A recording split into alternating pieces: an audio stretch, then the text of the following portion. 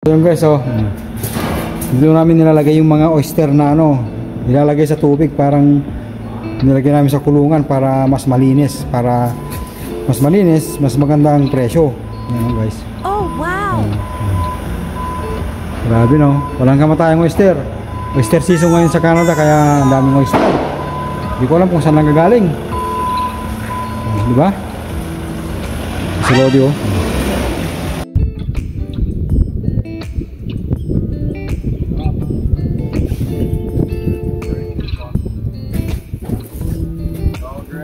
tapon namin lahat guys.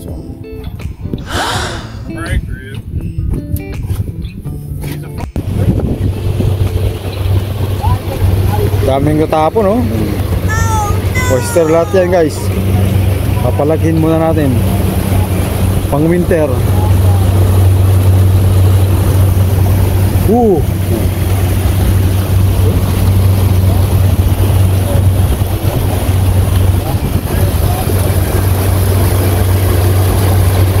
Good morning Canada. Spreading of oyster.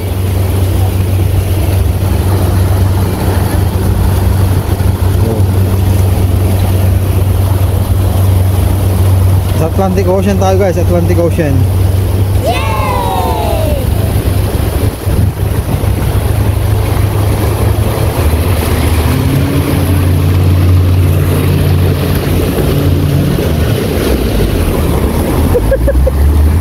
Puta gulalim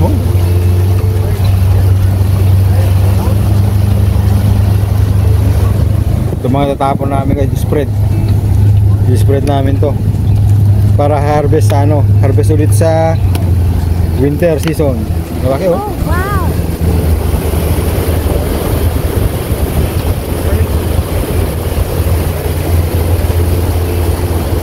Oyster. Daming oyster dyan. Oyster lahat yan. Tapos meron pa doon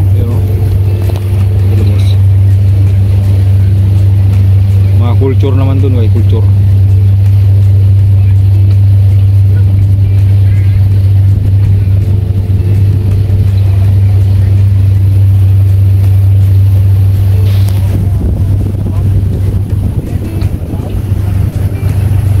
Ito pala boys sa Canada guys, mga kasama ko.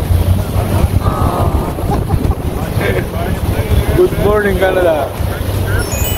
Walang tamad sa Canada guys. Mister, palibutan tayo ng tubig.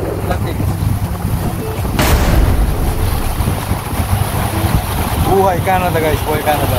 Fish plant. Yuhuu!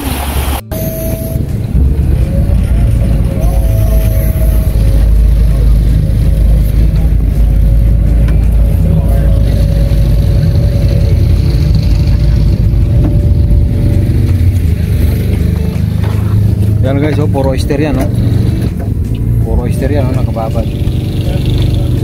Dami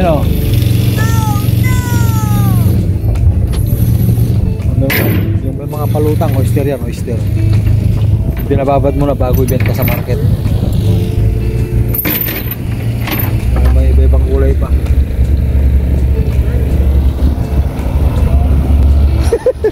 Jerry.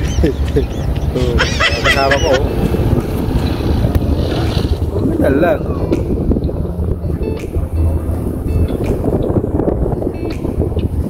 Jerry White. Ay, Jerry Rose. Nag-display na tayo.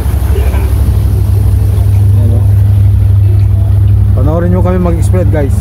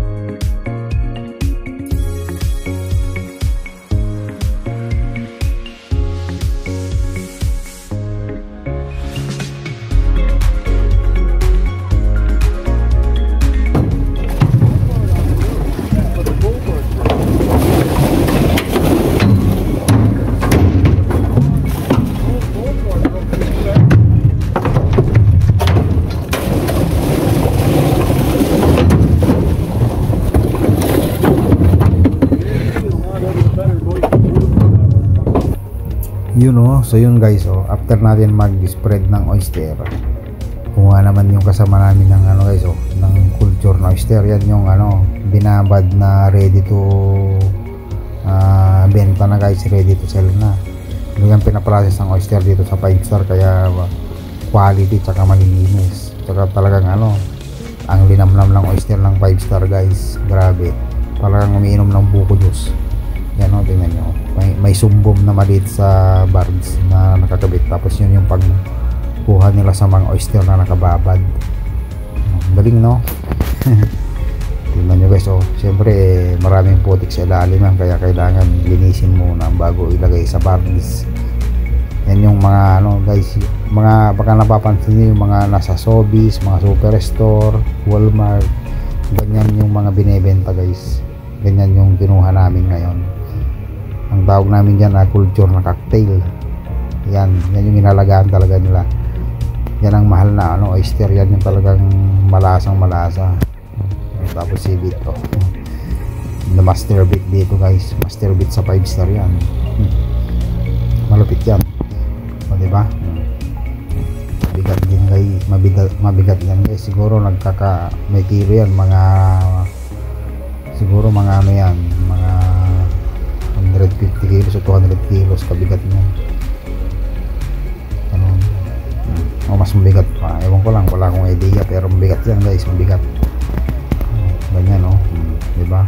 Tapos pag nalinis na, natanggal ng putik, gaganyanin lang lalagay lang sa barbs. Diba? Tapos i-unload namin yan. After unload, ilalagay sa cooler, then mga ilang oras, 3 hours para palamigin pa, sa kanya ipapack, tapos pera na, diba? So shout out, maraming salamat, pa-like, subscribe my channel, Peter Cam Vlog. Thank you.